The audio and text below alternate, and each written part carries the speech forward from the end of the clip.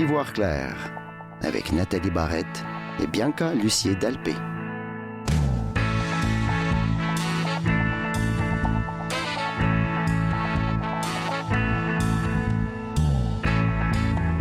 Alors, bonjour tout le monde. Alors, bonjour Bianca. Bonjour Nathalie. Alors, écoute, je voudrais qu'aujourd'hui qu'on aborde... En fait, c'est notre première balado aujourd'hui et on va parler des déficiences visuelles avec Bianca. Bianca, tu es spécialiste en réadaptation en déficience visuelle. Moi, j'ai pas... En fait, je n'ai pas de déficience visuelle, j'ai pas d'amis, j'ai pas de proches. Alors, Ivoire clair, c'est vraiment une émission où on va essayer de démystifier, on va rencontrer des gens. Et en fait, Bianca, parle-nous un peu, tu sais, comment tu vois l'objectif, toi, d'Ivoire clair? Parce qu'on va former une équipe pendant ces prochains épisodes-là. Alors, comment tu décris, toi, l'objectif de notre émission? Ben, dans le fond, le but, c'est vraiment de connaître, d'apprendre sur différents aspects de la déficience visuelle, parce qu'on va se rendre compte d'à quel point c'est un monde vaste. Il y a des gens qui voient un peu, il y en a qui voient pas du tout, il y en a qui voient de plein de façons différentes, toutes sortes de parcours différents. Fait qu'on veut que ça soit, dans le fond, une multitude de profils de personnes qu'on puisse voir à travers l'émission. Puis, on va avoir un thème, dans le fond, pour chaque séance, chaque épisode de notre balado. Donc, on va explorer différents thèmes.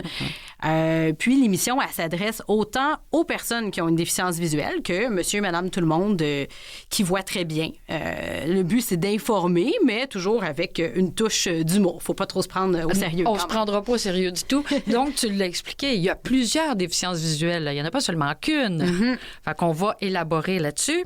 Toi, Bianca, tu as une déficience visuelle. Oui. Quelle est-elle? Ça s'appelle l'acromatopsie, avec un L apostrophe, acromatopsie, qui pourrait sûrement donner beaucoup de points au Scrabble. C'est pas quelque chose de très, très connu, mais en fait, c'est une pathologie, une maladie qui touche la rétine. Okay. Puis, pour ma déficience visuelle, comme pour toutes les déficiences visuelles, en fait, c'est avoir une déficience visuelle versus être myope ou être hypermétrope.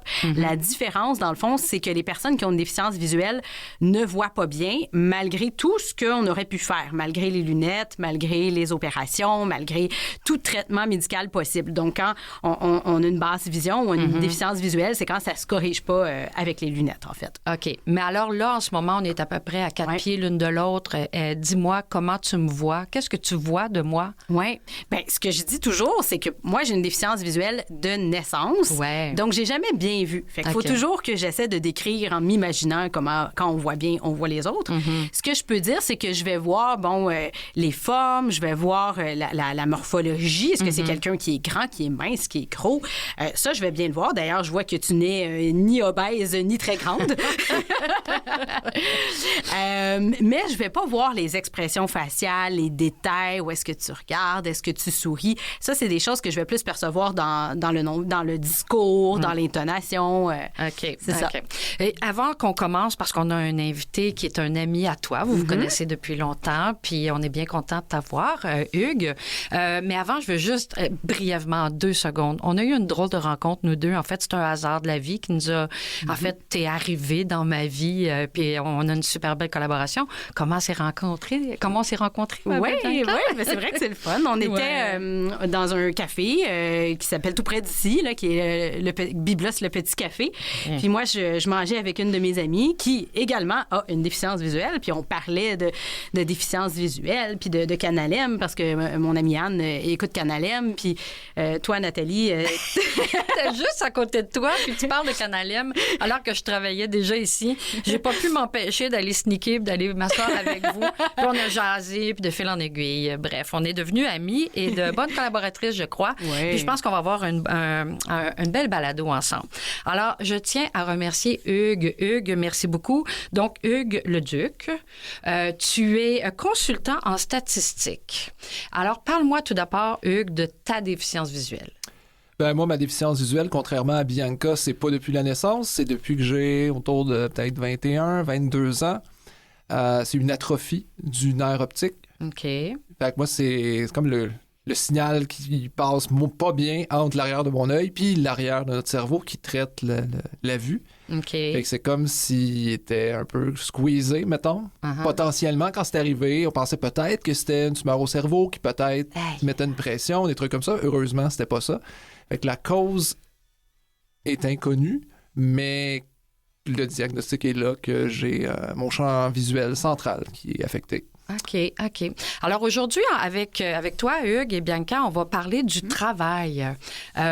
Puis c'est drôle, anecdote comme ça, quand on a commencé à travailler ensemble, Bianca et moi, tu sais, je lui envoyais des courriels et tout ça, puis à un moment donné, on s'est rencontrés, puis j'avais fait des photocopies avec des petits caractères comme ça.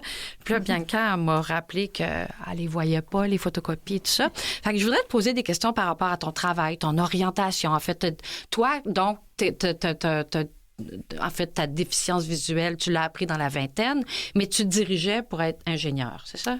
Exactement. J'étudiais en génie électrique. OK. J'avais fait la moitié du parcours, là. J'avais fini ma 2e année. Puis c'est pendant l'été que j'ai remarqué que ma vue baissait un peu. Puis éventuellement, ben là, la vue a baissé graduellement, peut-être pendant 1 an ou 2. Ça m'a mené à abandonner ces études-là. Je me rappelle, j'étais dans le laboratoire, puis là, je voyais pas mes fils, puis mes panneaux, puis mes puces, je m'en allais dire chips. Mes puces. J'étais très dépendant de mes partenaires de laboratoire. Puis ça devenait difficile. Je n'étais pas adapté à ma nouvelle condition, à faire des études aussi complexes. C'était difficile. Fait que j'avais abandonné mes études en génie. Puis là, ben, je me suis dit, il faudrait que je fasse autre chose. Mm-hmm. Mais tu t'es dirigé en maths quand même, ce qui n'est pas évident non plus. Là, c'est pas plus simple. Ben, pour moi, ce qui était plus simple, c'est que c'était plus facile pour moi les mathématiques que les sciences comme la physique ou justement le génie électrique. Fait que c'est comme si je m'en allais me suis réfugié un peu dans une zone de confort. J'ai toujours une facilité avec les mathématiques. Mm-hmm. Puis en même temps aussi, ben il y a certains de mes cours qui m'étaient crédités dans mon bac en maths. Fait que c'est un peu ce qui avait déterminé. Puis je m'étais dit, je pourrais me rediriger à enseigner les mathématiques. Okay. Enseigner des maths, t'as besoin d'une craie, un tableau, t'as pas nécessairement besoin de tes yeux. C'est pas si simple que ça. Eh là là, OK. Donc, t'es devenu enseignant. Et là, moi, c'est là que je veux aborder le sujet de la surcompensation. Bianca, on en a parlé parce que moi, quand j'ai à travailler sur un projet, j'ai probablement beaucoup moins d'efforts à mettre que vous. Bien, c'est sûr que moi, ce que peut-être je pourrais dire, c'est que quand on a une déficience visuelle, souvent, ce qu'on se demande, c'est comment on va faire les choses. Parce que la façon de faire typique, bien, elle fonctionnera pas pour nous. Fait que, par exemple, moi, en lisant mes notes à la radio, bien, je peux pas lire toutes des phrases super longues où ça va être écrit avec beaucoup de détails. Fait que je vais me prendre des mots qui sont des rappels d'idées. Tu sais, fait que ça, c'est une façon de compenser, mais il faut prendre le temps d'adapter nos choses. J'imagine que toi, Hugues, c'était le cas aussi. Tu as dû adapter ta façon d'enseigner les mathématiques, sûrement pas de la même façon que tes collègues. Oui. Je le vois. En tout cas, il y a une chose que j'ai en tête, c'est que, par exemple, même, j'ai enseigné un peu au cégep, j'ai été chargé de cours dans quelques universités, puis il y a une charge de cours où, c'est souvent le cas des charges de cours, c'est que tu es là pour donner le cours.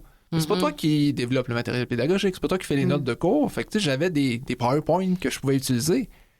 Ouais. Mais moi, il était écrit trop petit, les PowerPoint. T'sais, autant sur l'ordinateur de l'enseignant que même si je regardais sur l'écran, c'était c'était pas assez gros. Fait que je retravaillais les notes de cours pour les mettre en gros caractères, les PowerPoint que j'utilisais en classe. Ben, les étudiants, eux, c'était peut-être un peu étrange parce que c'était comme écrit trop gros, mais au moins moi, j'arrivais à le lire. Mais toutes ces heures-là, le chargé de cours qui enseignait le même cours que moi, puis qui voit bien, le faisait pas. Exactement. Puis toi, tu te promenais, Bianca, tu l'as raconté, tu te promenais avec une télévisionneuse. Une télévisionneuse? Qu'est-ce qu'une télévisionneuse, Hugues? Ben oui, c'est ma télévisionneuse portable que j'appelais affectueusement mes yeux électroniques. Ouais. Fait que télévisionneuse portable, ben c'est un écran. Dans le fond, il était pas mal carré, l'écran, là, peut-être un écran de 15-18 pouces. Puis au-dessus de cet écran-là, il y a une caméra. Puis la caméra pouvait être pointée sur la table devant l'écran. Ça filmait le document qui était sur la table et ça le représentait à l'écran. Puis là, je pouvais grossir. Fait que je l'utilisais en classe. Les étudiants, s'ils venaient me poser des questions, ben, je me promenais pas avec ça d'un bureau à l'autre. Ils se levaient, ils venaient à mon bureau pendant qu'on faisait des séances d'exercice. Puis là, ils mettaient leurs feuilles sur la table. Puis là, moi, je disais, OK, là, je prenais un peu le contrôle, je bougeais la feuille pour que là, ça soit la bonne partie de la feuille qui soit grossie sur mon écran de télévisionneuse. Puis là, les étudiants me posaient des questions, puis c'est drôle parce qu'il fallait qu'ils s'habituent. S'habituer à l'endroit où je vais mettre mon doigt sur la feuille. Ouais.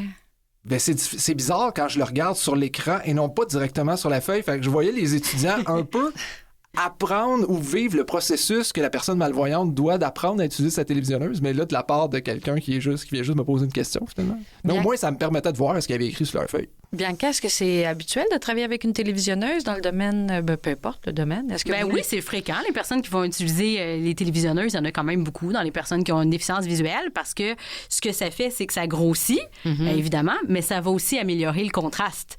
Fait que c'est une façon de permettre l'accès aux documents papier. Puis il y en a toutes sortes. Il y en a des portatives, il y en a des de tables, si on peut dire, vraiment plus grosses. Je me rappelle que toi, Hugues, t'en avais une avec un grand bras, là, la long arm. Comment elle s'appelle déjà? Hey, j'aurais dû me pratiquer. C'est la Enhance Vision Long Arm Portable CCTV. Bravo! Bravo! Puis ça, c'était cool parce que j'utilisais aussi, celle-là, je l'utilisais pour la correction. C'est un peu le même concept, sauf que ça, c'était un bras articulé. Il y avait une caméra au bout. Puis elle aussi, je pointais cette caméra-là sur ma table, mais elle pouvait être connectée à mon écran d'ordinateur qui, lui, était un écran 27 pouces. Fait que pour la correction, je passais les feuilles sur ma table au bon endroit pour que ça soit filmé, que ça soit pris par la caméra et projeté sur l'écran, mais quand même, surtout comme enseignant de cégep, on est souvent en train d'évaluer nos élèves. Des sortes secondaires, c'est pas « sont full autonomes, un intra, un final, let's go ». Non, on est souvent en train de les évaluer. C'est un gros pourcentage de la tâche qui est la correction. Ça me demandait du temps et de l'énergie. Ça doit être incroyable. Mais est-ce que tu étais le seul enseignant à avoir une déficience visuelle? Selon toi, là, dans ton entourage? Ou, J'en ai... J'ai pas été au courant d'autres. J'ai enseigné dans 2 cégeps et 3 universités. OK. Je sais qu'à un moment donné, quelques années après que j'ai arrêté d'enseigner, puis que j'occupais le poste que j'occupe toujours au département de psychologie de l'UQAM, c'est Bianca qui m'avait parlé de quelqu'un. Je pense qu'il y a un prof de Concordia, à un moment donné, un chargé de cours à Concordia, qui était venu à mon bureau à l'UQAM pour qu'on discute de l'enseignement avec une basse vision. J'avais parlé là, de télévisionneuse portable, puis aussi là, les logiciels, les nouvelles versions des logiciels d'adaptation permettaient que moi, sur l'ordinateur du professeur, là, les trucs étaient grossis, fait que j'arrivais à les voir, mais les étudiants, eux, n'y voyaient que du feu sur ce qui était projeté à l'écran. Donc, eux autres, ils voyaient la vie pas grossie, finalement. Mais tu travailles, mais tu peux pas conduire de voiture. On en parlait tantôt, justement, puis ça te choque un peu de pas pouvoir conduire, j'imagine. Fait que tu vas travailler en autobus, tu utilises les transports en commun, c'est ça? Oui, je prends le transport en commun. De toute façon, comme plusieurs Montréalais, de toute façon. J'habite à Montréal, mais il faut dire que quand j'ai eu ma baisse de vision, j'habitais à Montérégie-Ouest. J'avais une voiture depuis pas longtemps, parce que j'étais pas si vieux que ça. Fait que j'ai perdu quelque chose que j'avais gagné il y a pas si longtemps que ça, c'est-à-dire la possibilité de conduire une voiture. Puis, Fait que tu te promenais en autobus avec ta télévisionneuse. Parce que tu travaillais à Terrebonne, tu as fait l'UQAM, tu t'es promené pas mal, je pense.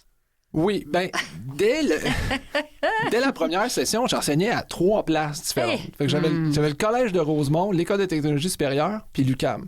Fait que là, je m'étais fait attribuer une télévisionneuse portable, puis en plus, j'avais acheté le même modèle, mais par mes propres moyens, mais j'en avais quand même juste 2.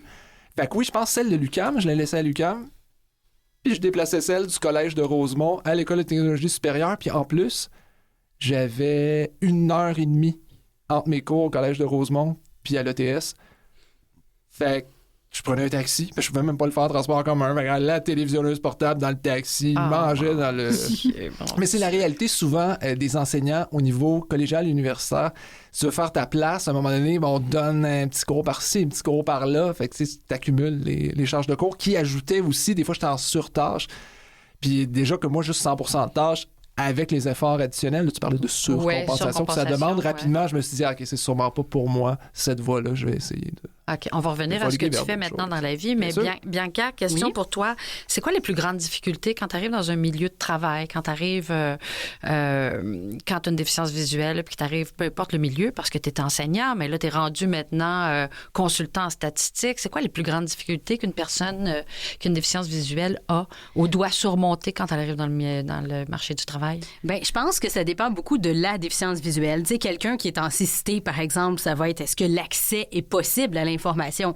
Est-ce que la personne a accès au site ou Internet, tout ce qui est utilisé comme logiciel, ça pourrait être ça. Quelqu'un qui a une déficience visuelle plus légère, qui est invisible, qui ne paraît pas nécessairement, elle peut avoir des difficultés quand même, mais c'est pas apparent. Fait qu'elle, c'est comment je l'explique, quand je le dis, à qui je le dis, est-ce qu'on va avoir des craintes? Fait que c'est peut-être de rassurer. Ça peut être, les difficultés pourraient être autant nombreuses que les personnes sont, mais je pense que ça va être dans tous les cas le fait de compenser, de pas avoir accès à certaines informations. Fait que pas bien voir le PowerPoint, pas bien voir les expressions faciales. Par exemple, je pense, Hugues, toi, quand les élèves avaient des questions, je me dis ça devait être une gestion de voir est-ce qu'ils comprennent ce que j'explique ou est-ce qu'ils ont l'air d'avoir absolument rien compris. Parce que tu voyais pas leur réaction, tu voyais pas leur visage. J'ai étudié assez longtemps pour savoir que même si le prof dit, si vous comprenez pas, là, posez des questions, que dans un cours de maths, souvent, personne comprend. Des fois, mettons, où la majorité comprenne pas.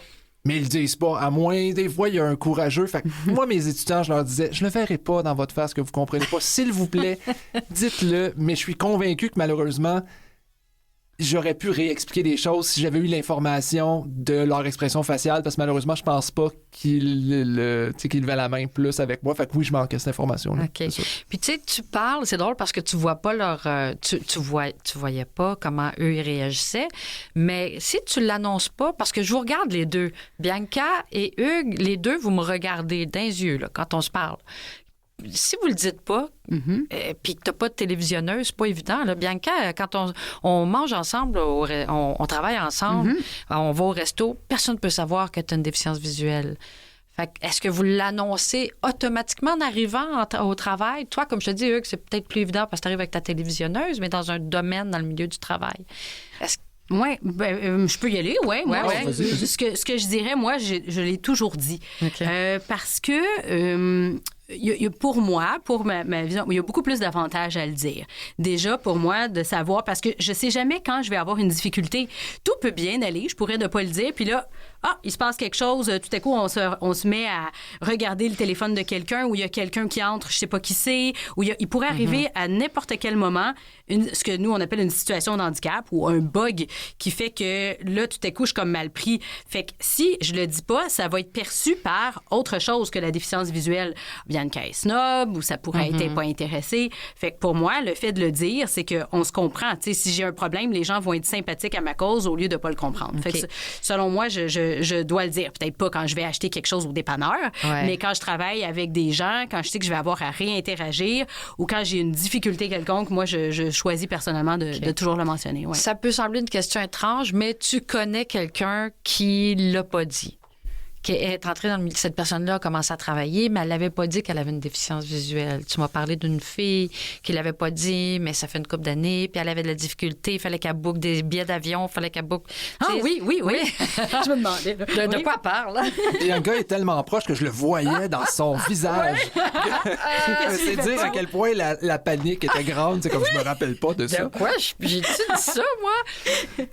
Fait que tu connais quelqu'un qui l'a pas dit. Oui, puis c'est fréquent. Puis je pense que tout le monde, c'est un processus d'apprentissage parce qu'un handicap qui est invisible ou visible, quand il est invisible, on peut passer comme n'importe qui, ce qui peut avoir certains avantages dans certains contextes. Quand on le dit, ben là, comment je peux dire, on passe du côté la personne a un handicap, tu sais. Fait que c'est comme un peu mettre carte sur table ou pas. Puis je pense que ça prend un certain niveau de confiance pour arriver à dire, ben tu sais, je travaille, j'ai une déficience visuelle, j'ai telle difficulté, mais j'ai aussi telle force, puis moi, je pense que je vaux autant qu'une autre personne. Mais d'avoir la confiance en soi, je pense qu'il y a beaucoup de personnes qui, dans leur vie plus jeune, ne savaient pas trop comment le dire, quand le dire, dans quel contexte, quand le dire, quand pas le dire. Je pense que c'est beaucoup de réflexion qui va se faire au long de la vie, tu sais, de devenir de plus en plus habile socialement à l'expliquer. OK, je comprends. Maintenant, Hugues, qu'est-ce que tu fais? Parce que tu as changé de carrière, parce que c'était vraiment exigeant, la correction et tout ça, j'imagine. Là, qu'est-ce que tu fais dans la vie présentement? Présentement, je suis consultant en statistique au département de psychologie de l'UQAM. OK. Puis c'est quoi les difficultés que tu éprouves au quotidien dans ce métier-là, ce nouveau métier-là? En fait, en lien avec mes tâches, ma tâche principale, qui couvre un très gros pourcentage de ce que je fais, c'est que les étudiants au doctorat ou les étudiants à la thèse de spécialisation, dernière année de bac, ou même les professeurs viennent me consulter quand ils ont des questions au niveau de l'aspect statistique de leur projet de recherche. OK. Fait que là, c'est moins commun qu'ils arrivent avec des résultats sur papier.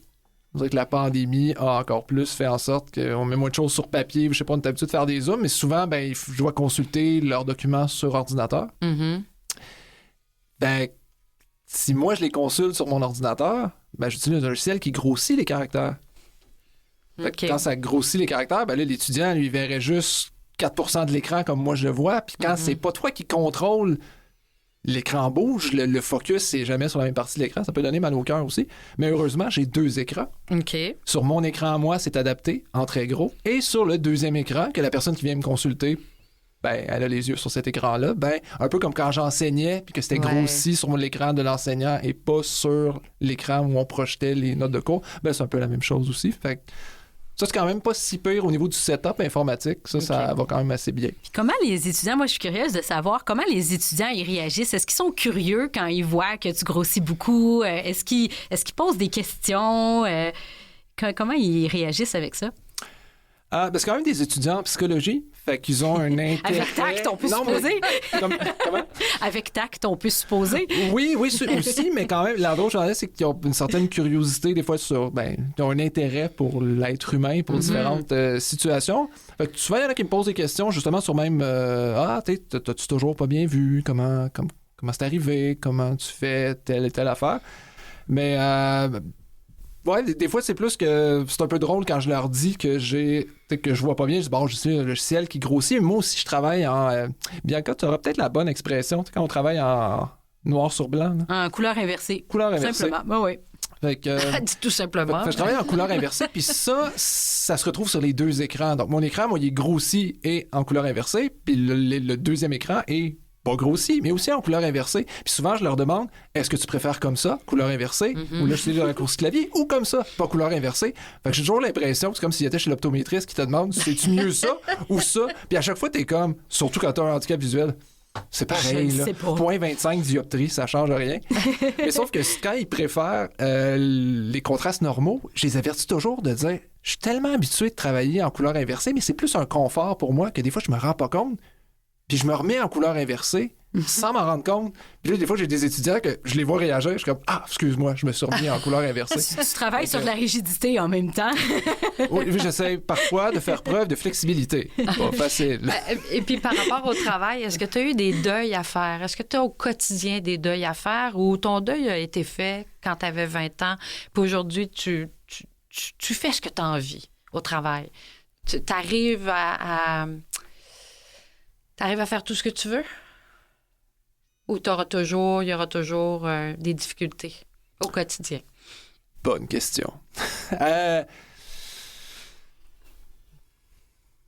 pense que j'ai pas encore fait mon deuil de l'enseignement parce qu'il faut dire que j'ai essayé 2 fois d'enseigner à la fin de mon bac en 2008. Puis là, l'état de la technologie, même les télévisionneuses, j'avais 6 étudiants.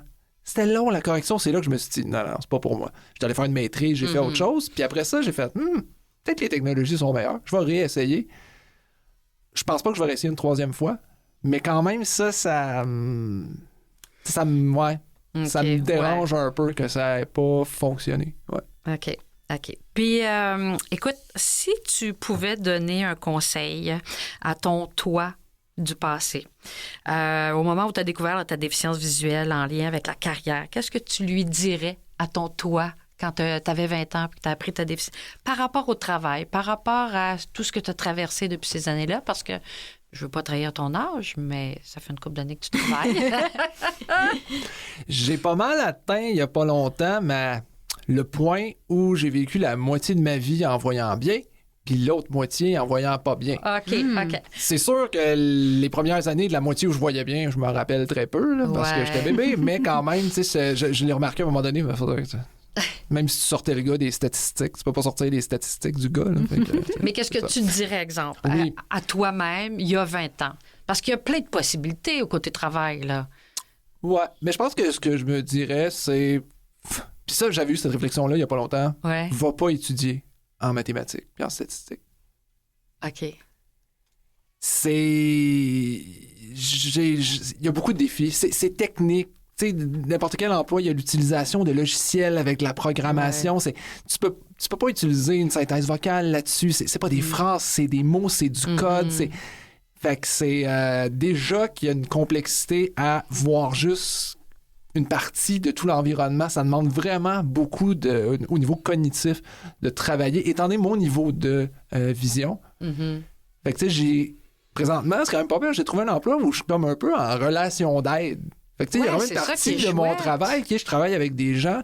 Ça fit avec ma formation, mais ça a pris du temps avant que je trouve cet emploi-là. Il y a quand même des enjeux aussi. J'irais davantage vers des emplois qui sont moins... vers un domaine, dans des domaines moins exigeants visuellement que les mathématiques. C'est un peu ça que je dirais à mon moi d'avant, mais je n'en veux pas à lui d'avoir choisi ça. Il ne savait pas. Non, là, t'es heureux, puis tout ça. Mais ce que je veux dire, c'est que quand même, quand t'es jeune, puis que t'apprends, j'imagine, Bianca, j'imagine que tu dois le dire, ma vie est finie, ou je trouverai pas de travail intéressant, ou... Est-ce qu'on a cette réflexion-là? Toi, c'est de naissance, mais tu travailles avec des gens qui ont à vivre avec un diagnostic? Oui, puis ça dépend toujours de ce que les gens font. Quelqu'un, par exemple, qui travaille comme agent administratif au centre-ville... C'est peut-être possible de recontinuer à faire la même chose. Quelqu'un qui était pilote puis qui demeure dans le fond de la campagne, il va falloir qu'il change sa vie, c'est sûr. Fait que le chemin peut être plus ou moins long selon qu'est-ce qu'on faisait avant. OK, c'est bon. Et puis, écoute, on va continuer à parler de travail parce qu'après la pause, on va recevoir Ariane Gingras, qui est directrice générale d'Horizon Travail. Puis j'ai plein de questions, moi, par rapport au travail au quotidien, par rapport aux embûches. On en a parlé un peu avec toi, mais... puis, tu sais, quand t'es jeune, bon, toi, c'était dans la vingtaine, mais travail d'été, parce que quand tu as eu ton diagnostic, tu as commencé à travailler tout de suite. Tu étais étudiant, hein? C'est ça que tu... Oui, puis heureusement, mon emploi d'été, je ferai pas de publicité, j'étais guide animateur dans un musée ferroviaire dans la région de Montréal. Ben ça, je faisais des visites guidées d'un musée avec des gros trains. Fait que j'avais très peu d'exigences visuelles dans cet emploi-là. Fait que ça, c'était quand même assez le fun. OK, c'est bon. Puis, et Bianca, on va parler tantôt de ton métier parce que j'aimerais qu'on comprenne qu'est-ce que ça fait dans la vie, une spécialiste en réadaptation en déficience visuelle. Alors, donc, on va aller à une petite pause, puis Hugues, tu restes avec nous. Bien sûr. Et puis, puis on va accueillir Ariane dans quelques secondes. À bientôt. À tantôt.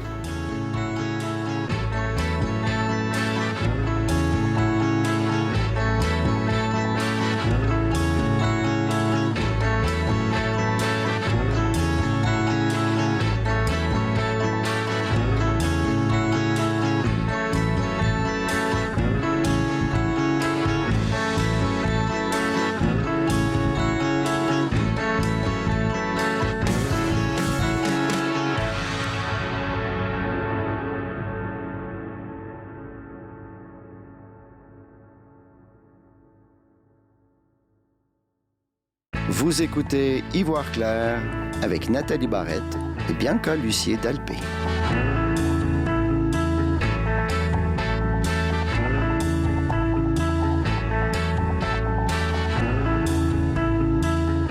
Alors, on est content. On reçoit aujourd'hui Ariane Gingras, qui est la directrice générale d'Horizon Travail, qui est un organisme québécois qui aide les personnes en situation de handicap. Je sais, on sait pas. Merci beaucoup d'être ici. Bonjour. Merci beaucoup pour l'invitation. Ça me fait très plaisir. Alors, c'est quoi le rôle exact de Horizon Travail? Horizon Travail est un organisme sans but lucratif qui est subventionné par le gouvernement du Québec, le ministère de l'Emploi, pour accompagner les personnes qui ont un handicap visuel ou une problématique de santé mentale au niveau de la recherche d'emploi, de l'intégration et du maintien en emploi. OK. Et en fait, est-ce que toi-même, Ariane, parce qu'on se tutoie, on s'est parlé, est-ce que tu as une déficience visuelle, toi, ou pas du tout? Non. Non. OK. Non. Qu'est-ce qui t'a amené à travailler dans ce domaine-là? En fait, moi, je suis issue des ressources humaines et du domaine de l'employabilité. Donc, employabilité avec une autre clientèle qui était les nouveaux arrivants. Mais, donc, pour moi, c'était tout naturel d'aller en employabilité. Puis, j'avais envie de découvrir aussi d'autres diversités, si on peut dire, continuer avec, à pouvoir aider des personnes qui ont des enjeux, d'où l'Horizon Travail. Est-ce que tu fais, j'étais curieuse de savoir, est-ce que tu fais certains rapprochements dans les défis entre les personnes qui ont, soit qui viennent de l'immigration ou les personnes qui ont une déficience visuelle? Est-ce qu'il y a des points communs? Oui, bien sûr. Est-ce que tu fais certains rapprochements dans les défis entre les personnes qui viennent de l'immigration ou les personnes qui ont une déficience visuelle? Est-ce qu'il y a des points communs? C'est passablement différent. Je dirais que... Comment? Ben, il y a des obstacles, en fait, pour Dans tout les le deux monde. cas, hein? Puis, oui, dans les deux cas, il y a des obstacles. Pas les mêmes, mais il y a des obstacles. Il y a des peurs ou des préjugés de la part des Oui. employeurs, entre autres, aussi. Mais je dirais que je pense que c'est encore plus accentué, malheureusement, pour les personnes en situation de handicap. On a bien avancé pour les nouveaux arrivants, même s'il reste encore du chemin à faire, mais il y a encore plus de chemin à faire, malheureusement, pour les personnes en situation de handicap. Ariane, dis-moi, est-ce qu'il y a des métiers qui sont ou des industries qui sont plus accessibles pour les personnes qui ont une déficience visuelle? C'est difficile à dire parce que chaque personne qui a une déficience visuelle a des limitations différentes. Ouais, c'est ça même que tu avec disais le tantôt, même Bianca. diagnostic, Ouais. exact, le même non-diagnostic, rétinite pigmentaire ou peu importe, les gens vont avoir une vision qui va être complètement différente. OK. Donc, c'est vraiment du cas par cas. OK. Ceci dit, je dirais qu'il y a quand même des métiers où on se doute que c'est très, très, très compliqué. Oui. Tu sais, j'ai entendu dire tantôt un avion. Ou, Ouais. on s'entend qu'il y a quand même des limitations, mais Il n'y a pas de pilote. ça reste étonnant quand même qu'on voit des gens dans tous les secteurs, dans tous les domaines. C'est quoi les principaux défis que vous voyez chez les gens qui ont une déficience visuelle? C'est quoi les principaux défis qu'ils vont rencontrer au travail? Souvent, il y a des défis technologiques. Dans certains secteurs, je pense par exemple, entre autres, le secteur bancaire, ils ont des logiciels maison et parfois, soit la technologie informatique qu'ils ont ne supporte pas les ajouts pour des ajouts pour grossir ou pour la synthèse Ouais. vocale. Donc, parfois, c'est pas possible d'intégrer. Ou parfois, même avec maintenant, on est rendu avec toutes les feuilles de sécurité, puis les peurs pour les données, puis il y en a simplement, ça pourrait le supporter, mais ils veulent pas mettre un logiciel externe sur leur logiciel. Fait que ça, c'est dommage. Cette limite-là technologique, c'est sûr que ça, c'est une barrière. Mais heureusement, on travaille avec l'INLB pour essayer d'adapter le mieux possible les postes. Il faut mentionner, Bianca, j'ai oublié de le dire tantôt, tu travailles pour l'Institut... Nazareth et Louis Braille, qui est un centre de réadaptation qui fait partie du réseau de la santé, Ouais. qui est spécialisé auprès de la clientèle avec une déficience visuelle. Ouais. On travaille main dans la main avec l'INLB. Ouais. Génial. Et puis, c'est quoi les préjugés les plus fréquents auxquels les personnes malvoyantes font face dans le milieu du travail? Ben déjà, puis moi, c'est quelque chose que j'ai aussi pas découvert, mais en tout cas, j'ai pris plus conscience, c'est que souvent, on associe problème visuel et cécité complète. On pense aux chiens, on pense à la canne blanche, mais il y a beaucoup de gens où on peut pas s'en douter. C'est pas visible. C'est ça. Et donc, ça, c'est sûr que les gens vont beaucoup accrocher à... t'sais, une personne, c'est ça, elle va avoir un chien, elle va avoir une... Mais les gens n'ont peut-être pas la sensibilité ou beaucoup de méconnaissances, puis c'est normal. Moi, la première, quand je suis rentrée dans le secteur, sur c'est quoi les maladies visuelles, qu'est-ce que ça peut occasionner, ou la personne, OK, elle va peut-être voir dans un silo, elle va voir, mais ça, on ne connaît pas toute cette complexité-là des problématiques là, de limitation visuelle. Je pense que c'est difficile de se mettre à la place ou de comprendre les besoins des personnes ou les limitations. Qu'est-ce que ça va avoir comme... Quels sont les besoins concrets d'une personne en milieu de travail? Est-ce que toi, Hugues, tu as été victime de préjugés ou est-ce que des gens, des fois, ou est-ce que des fois, les gens ont pensé peut-être que tu pouvais être moins efficace parce que tu avais une déficience visuelle? Ou est-ce que on le sent, ça, des fois? Est-ce que ça peut se sentir?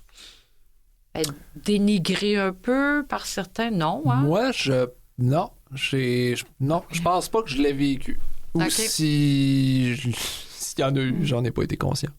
OK, c'est bon. Puis pour les jeunes, Ariane, est-ce que c'est plus difficile d'obtenir un métier quand on a une déficience visuelle? Je parle vraiment les jeunes, les adolescents, les... Bonne question. Nous, on reçoit les gens à partir de 16 ans. Uh-huh. Donc, on voit beaucoup moins les gens qui sortent de l'école. Tout dépend du métier, en fait, je pense. Que je me répète, là, mais c'est vraiment variable d'un métier à l'autre. Puis, tu parlais des préjugés aussi. Effectivement, les employeurs pensent parfois que ça va être compliqué. C'est ça. Que la personne va prendre Ouais. plus de temps pour faire les choses, que ça va justement avoir un impact sur leur productivité ou un impact financier parce que par rapport à une autre personne, ben, ça va être plus compliqué, plus long. Des fois aussi, ça me donne l'impression que plus on est spécialisé, plus on a comme quelque chose qu'on connaît bien, une niche, moins on est vulnérable. Tandis que quand on est jeune, par exemple, moi, je pense à moi, si je voulais travailler dans un dépanneur, ça serait difficile. Là, j'ai la chance d'avoir des études dans mon domaine où j'ai pas beaucoup de préjugés parce que c'est un milieu, évidemment, en déficience visuelle qui est accessible, mais je pense que les préjugés, ils vont peut-être, je sais pas si, en tout cas, l'impression que ça me donne, c'est que ce qui est difficile, c'est les premiers emplois. Quand tu es jeune, que tu arrives, que tu n'as pas d'expérience, que tu sais pas bien comment expliquer ta déficience visuelle, comment le mentionner en entrevue, puis que tu n'as pas une spécialité. Donc, tu vas faire la même chose que les autres en espérant être autant efficace. Tandis que quand tu as un savoir particulier ou une expertise quelconque, ben là, tu peux avoir quelque chose qui peut aider, qui peut te distinguer, là, peut-être, tu sais. Puis dans quel domaine, là, c'est une question étrange, mais dans quel domaine, en fait, parce que, bon, en mathématiques, enseignant, tout ça, mais c'est quoi le métier le plus bizarre là, que quelqu'un qui a une déficience visuelle occupe? Avez-vous entendu quelqu'un dire... Parce que moi, personnellement, j'ai été surprise. J'ai parlé à Bianca qui me disait qu'elle connaît des personnes qui ont des déficiences visuelles qui conduisent un véhicule. Oui. Fait que je me dis, est-ce qu'il y a des métiers particuliers que des gens, tu te dis, mon Dieu, ça n'a pas de bon sens que cette personne-là? Ben moi, ce qui est drôle, c'est que j'en connais 2 qui font de l'éclairage de scène. Ah, moi, j'en connais une. On doit connaître la même personne. Oui, c'est ça. Il y a la personne que j'ai en commun avec Bianca, puis il y a un de mes coéquipiers au hockey sonore, puis c'est surprenant parce que tu te dis, ben là, y a-tu quelque chose de plus visuel que de l'éclairage? Ouais. Nous, on a une personne qu'on a accompagnée qui a démarré son entreprise, mais qui est pâtissière. On s'entend que la pâtisserie, c'est quand même dans le détail, dans les proportions, dans le visuel aussi de ce qu'on fait. Il faut que ça soit attrayant. Donc oui, ça m'a un peu... Puis excuse-moi, Nathalie, je voulais dire qu'il y a un couple de fermiers non-voyants aussi, la canne blanche, qui font des œufs de canne, justement. Ça, c'est pas fréquent là, dans le domaine de l'agriculture. Ah oui. Il y en a 2 personnes en cécité, je pense. Oui, il y a d'experts en affaires parce que, il y a quelqu'un que j'ai parlé cet été qui disait, moi, je me suis partie en affaires parce que je voulais avoir un métier stimulant. Puis, fait qu'il y a des gens qui, justement, des fermiers. Et puis, qu'est-ce que vous dites aux jeunes quand. Parce que tantôt, j'ai posé la question à Hugues. Je lui disais, est-ce qu'il y a un moment de découragement, est-ce qu'il y a un deuil à un moment donné à faire en lien avec le travail? Les jeunes, quand ils arrivent chez vous, ils arrivent comment? Dans quelles conditions ils sont? Quand ils ont 16 ans, là, quand vous les accueillez?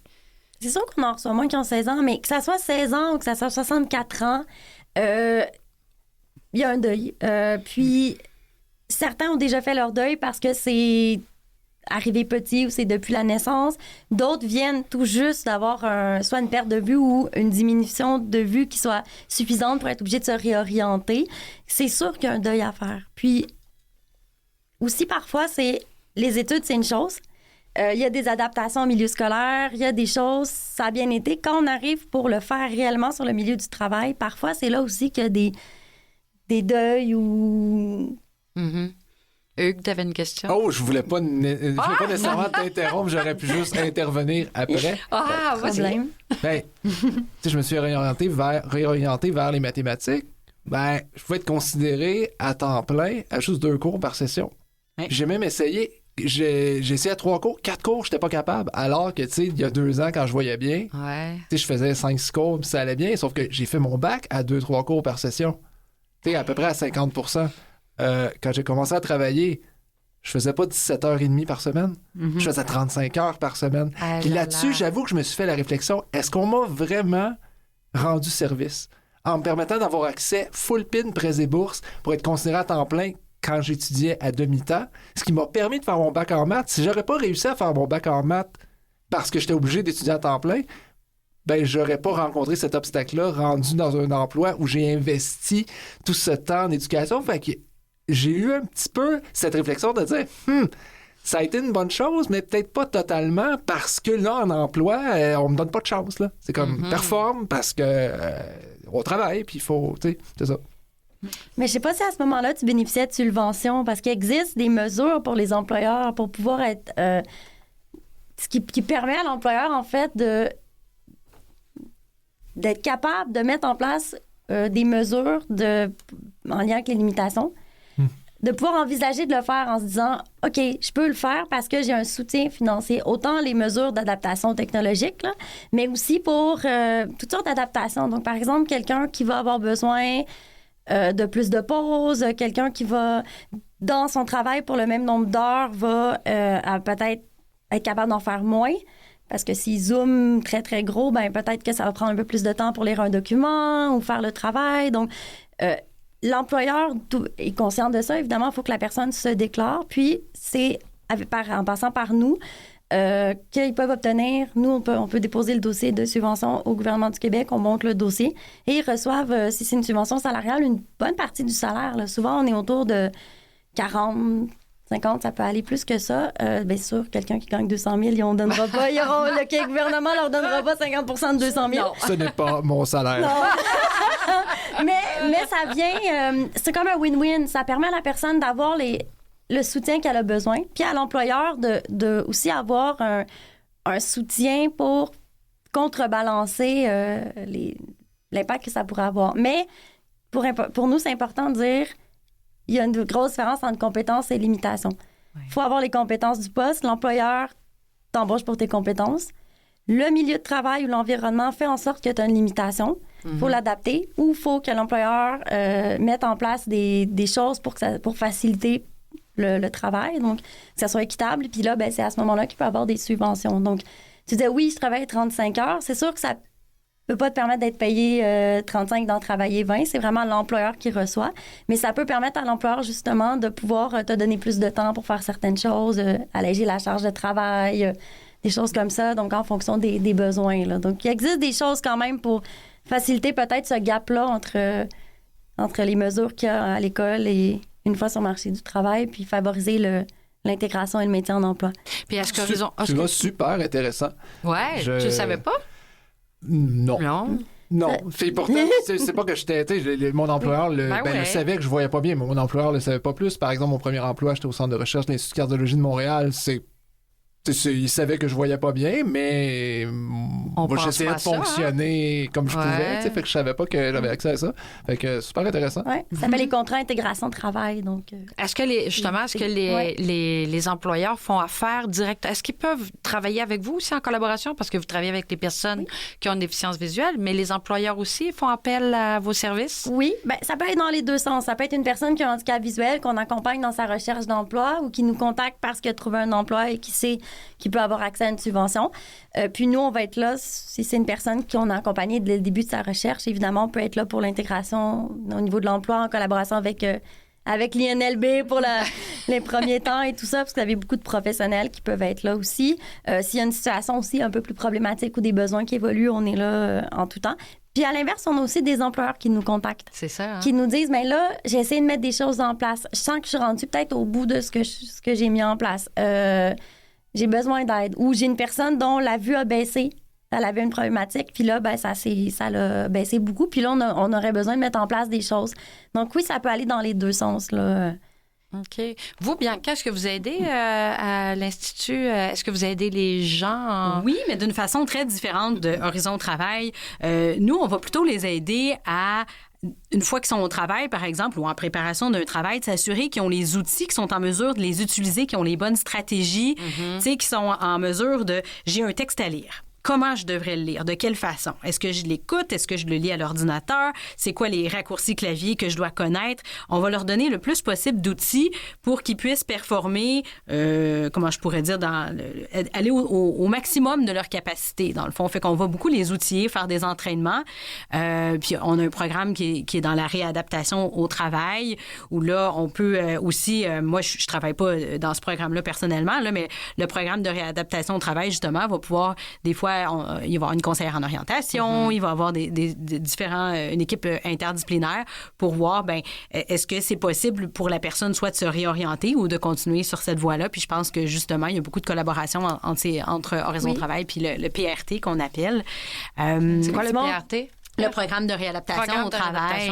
OK. Ce que je me demandais, moi, ce que je me fais beaucoup dire par mes usagers, puis que moi aussi, quand j'étais plus jeune, je me disais, c'est comment on aborde ça en entrevue. Ça, j'imagine que vous faites poser souvent. Ouais. Hein, quand on a quelque chose à dévoiler, comment on dit, est-ce que vous les assistez un peu, les clients? Oui, ça fait partie de notre rôle aussi de, déjà, si... Il y en a qui ne veulent pas le déclarer, donc les amener à prendre conscience que pour que l'employeur puisse donner les adaptations nécessaires, puis au-delà de la subvention, oui, mais même s'il n'y a pas de subvention, il faut que l'employeur comprenne c'est quoi les besoins. Il faut le dire. Puis nous, on les amène à savoir comment en parler, comment le présenter. Ça fait partie du rôle de la conseillère en emploi là, dans un organisme avec des personnes en situation de handicap, de devoir expliquer que c'est important de divulguer, puis comment on le fait. Ouais. Mais Ariane Gingras, merci beaucoup. Ariane Gingras, directrice générale d'Horizon Travail. Donc, les gens peuvent vous contacter, peu importe l'âge. Tantôt, on a parlé de 16 ans, mais les gens vous contactent à tout âge. En fait, quand ils ont besoin d'aide pour l'emploi. Alors, merci beaucoup d'avoir participé à notre toute première émission. Merci beaucoup, avec grand Ariane. plaisir. Merci beaucoup. Merci.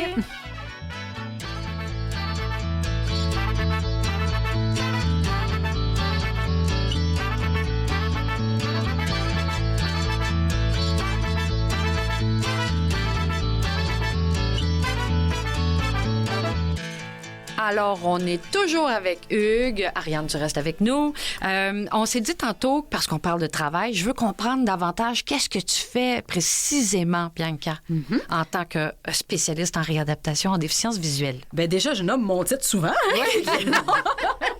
Bien, les gens vont savoir que tu connais ça. C'est très drôle. SRDV, étant donné qu'on aime beaucoup les acronymes avec INLB, toutes ces Oui, choses-là. c'est ça. Vous en nommez pas mal. Ah oui, si je dis je suis SRDV, LINLB, les fois, les gens n'ont aucune idée de quoi je parle. Donc, spécialiste en réadaptation en déficience visuelle, en fait, ce qu'on fait, ça peut être varié.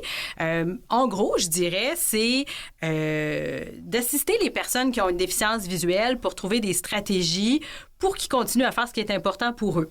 Maintenant, ça, on peut le pratiquer dans différents cadres. On pourrait, par exemple, travailler auprès des enfants. Fait que là, ça peut être, bon, mais les enfants, ils doivent aller à l'école, ils vont avoir des loisirs. Fait quel outil, quelle stratégie, quel truc, quelle adaptation on peut voir avec eux pour que la personne puisse faire les activités, tu sais, que la vie l'amène à faire.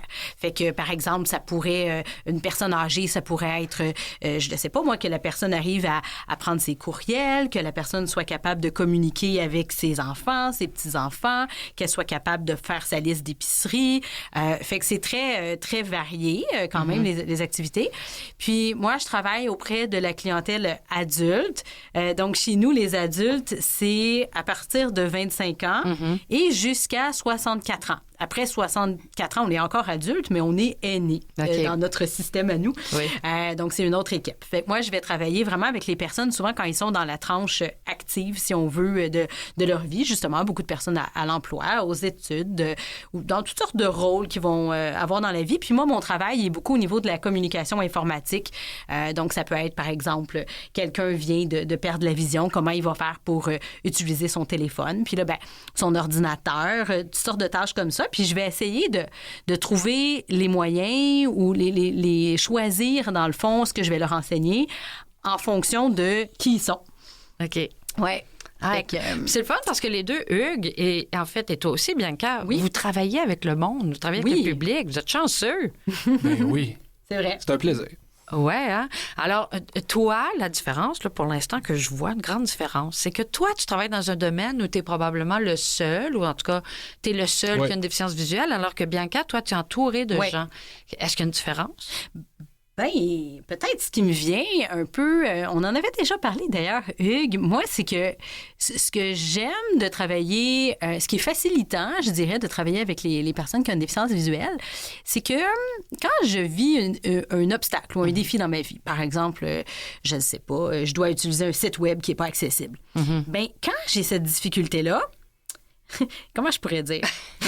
C'est que je travaille tout le temps, ça dépend comment on voit les choses, mais c'est que quand j'ai un obstacle et je trouve une solution, je la partage. Fait que des fois, je travaille puis je me dis, je suis sur mon temps personnel, j'essaie de faire quelque chose, j'ai une difficulté, puis là, je trouve une solution. Je me dis, je vais la repasser à telle personne. Tu sais, fait que ça m'aide beaucoup dans mon travail parce que chaque bug, chaque défi que je rencontre, je peux le partager. Fait que pour moi, ça me donne le goût de régler les problèmes. Tu sais, c'est très puis ça fait que dans mon travail, bien, il y a beaucoup de connaissances que j'acquiers parce que je suis confrontée à ça.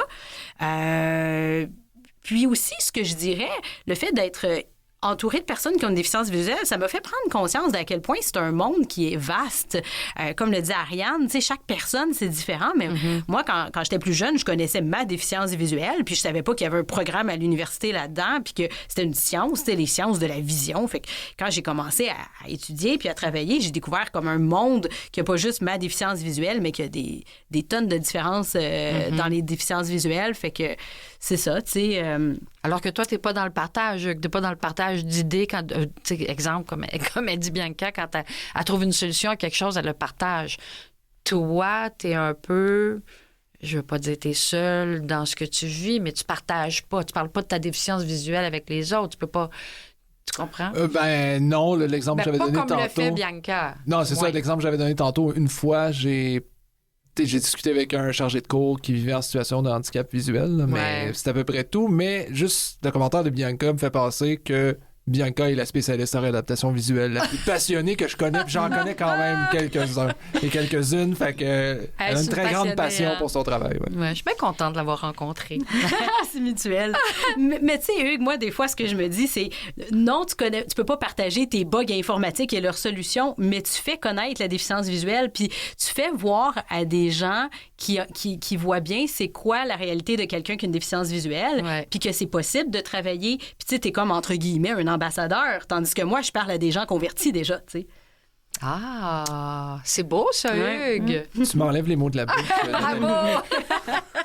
Hey, on va faire un petit jeu, Hugues, en finissant. Let's go. Alors, A ou B, OK? Je te donne 2 mots. Tu choisis lequel des deux tu préfères. Donc, est-ce que je donne une explication ou c'est juste A ou B? Tu peux donner une petite explication. OK?